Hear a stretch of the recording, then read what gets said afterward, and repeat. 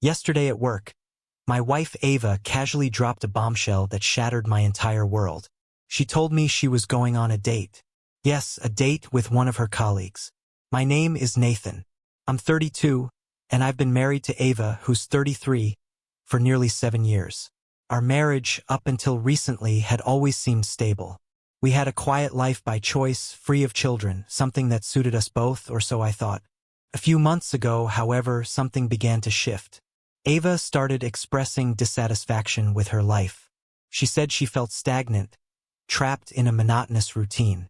One day, she even suggested that maybe having a child could bring some excitement and meaning into her life. While we had agreed early on that kids weren't part of our plan, I told her I was open to discussing it.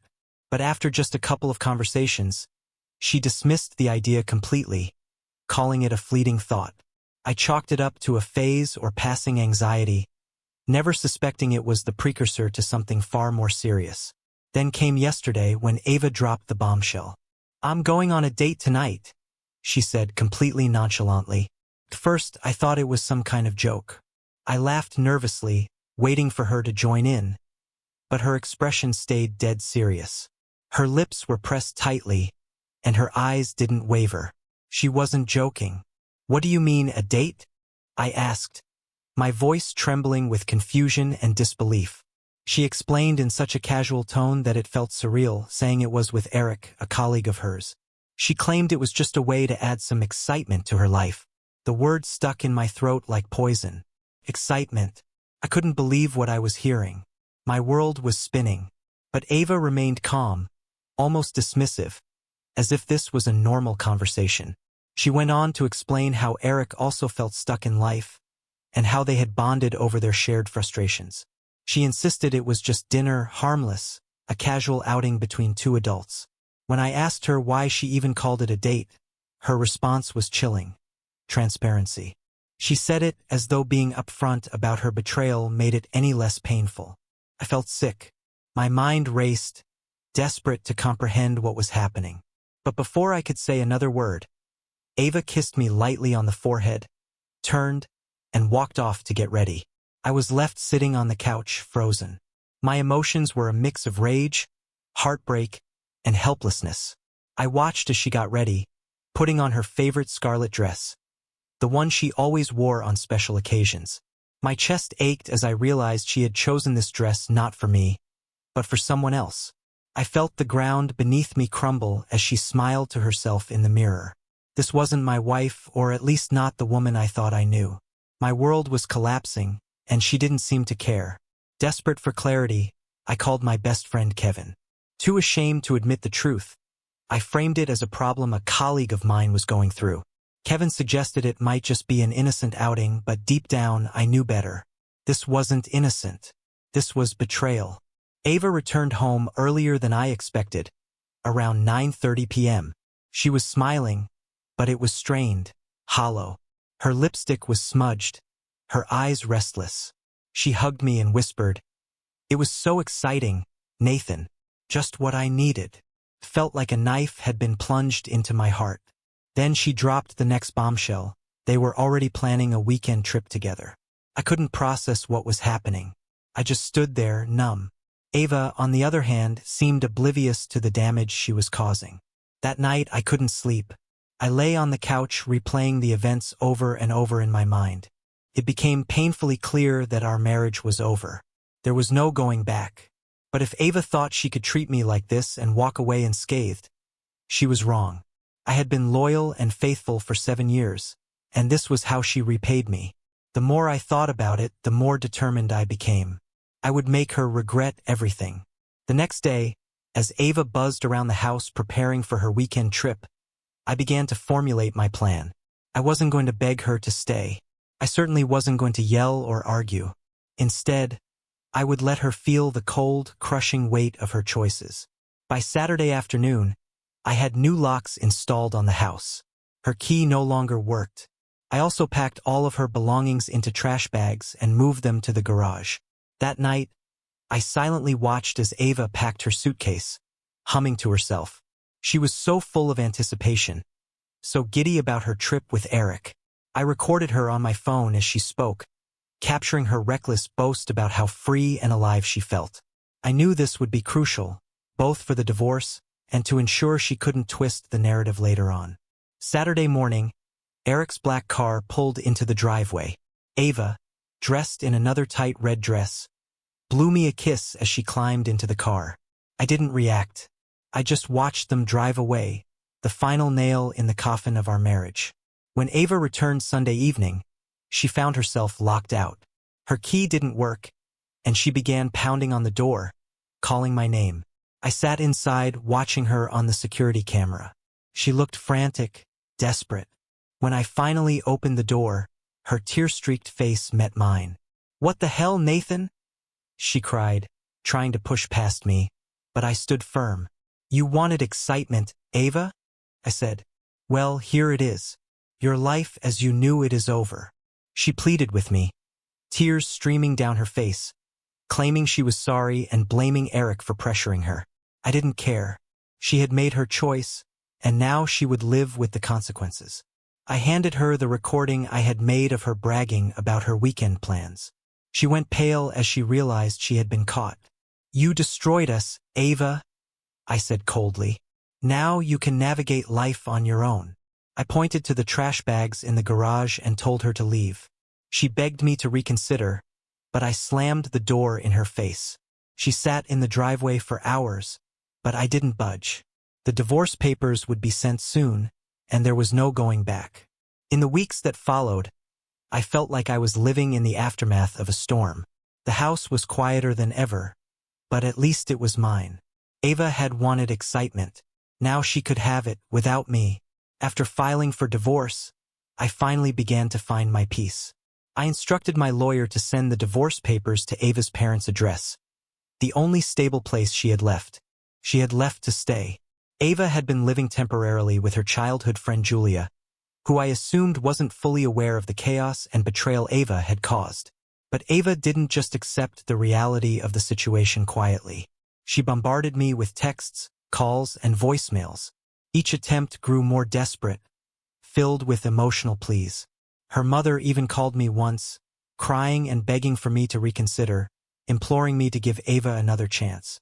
However, there was no chance of reconciliation between Ava and me. Only a deep, festering wound remained. A wound I desperately wanted to close forever. Every time I saw her name flash across my phone screen, it wasn't just a reminder of her attempts to reach me. It dredged up memories that felt like acid eating away at my resolve. Her carefree laughter while packing for her weekend getaway with Eric. Her dismissive attitude when I pleaded with her not to go. And her unwavering belief that our marriage was indestructible. Those moments only solidified my resolve. Ava had betrayed me and everything we had built together, leaving no path for us to repair the damage. I wasn't surprised when she made her next move, one I had anticipated. One Wednesday afternoon, while I was busy reviewing reports in my office, I heard raised voices outside my door. My secretary was speaking, but I could hear Ava's familiar tone rising above her protests. "Please, just let me talk to him." Ava's voice sounded frantic. I stepped out of my office and saw her standing there, clutching the divorce papers. Her hair was disheveled, her eyes red and puffy from crying. The confident woman I once knew was gone, replaced by desperation. My colleagues glanced uncomfortably at the scene as I led her into a private side room. "What do you want, Ava?" I asked, my voice cold, my arms crossed. She held up the divorce papers, her hands trembling. "I can't sign these, Nathan. I can't do this. I love you. Please, let's talk. We can fix this," she begged, her voice cracking with emotion. The woman standing before me was a shadow of who she once was. Gone was the arrogance and thrill-seeking spirit that had driven her to this point. All that was left was emptiness and regret. But I couldn't let myself feel pity for her. "Not now. We have nothing to discuss," I said firmly. "You made your choices, Ava. Now you have to live with them." Tears welled up in her eyes. Her voice trembled as she replied, "It was a mistake, Nathan. I thought it would be exciting, but it turned into a nightmare. I was stupid. I love you. You're the only person I've ever wanted." Her words made my fists clench at my sides. You thought you could play with fire and then come back like nothing happened? You expect me to just forget everything? I asked, my voice filled with restrained anger. She reached out to touch my hand, but I stepped back. I've already given you my answer, I said, before leaving the room without another glance. Behind me, I heard her soft sobs, but I didn't stop. It was the only way to protect myself from further pain. For a while after that confrontation, Ava stopped trying to contact me. I heard through a mutual friend that she had started therapy. Perhaps the first truly constructive step she had taken since everything fell apart. Even as she worked on herself, I wasn't ready to move on. I needed more than just her signature on the divorce papers. I needed closure. I wanted Ava to fully grasp the depth of the pain she had inflicted upon me. That's when I decided to send her one final message. A message that would leave no room for doubt or misunderstanding. I painstakingly compiled a record of her affair with Eric, detailing every reservation, every meeting, every moment she had tried to downplay. It wasn't just for potential evidence in court. It was a way to force her to see her betrayal from my perspective. I included a short note. This is why I can never come back. This is why it's over. I had the package sent to her parents' house. The next morning, Ava called me again. This time, she left a voicemail. Her voice was barely audible, weighed down by guilt and sorrow. I got your package, she began, her words punctuated by deep, shaky breaths. I understand now, Nathan. I know what I did to you. I know how deeply I hurt you. I know I can never undo that. I wanted excitement, but all I did was destroy the most important thing I had. I don't expect you to forgive me. I just wanted you to know that I finally understand.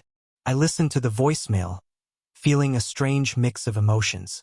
For the first time, she wasn't making excuses or justifying her actions. She was simply acknowledging the damage she had done. It brought me a sense of relief. She finally got it, and that was enough for me to begin healing. The divorce was finalized quietly a few weeks later. There were no dramatic arguments, no last-minute theatrics. Ava signed the papers without resistance.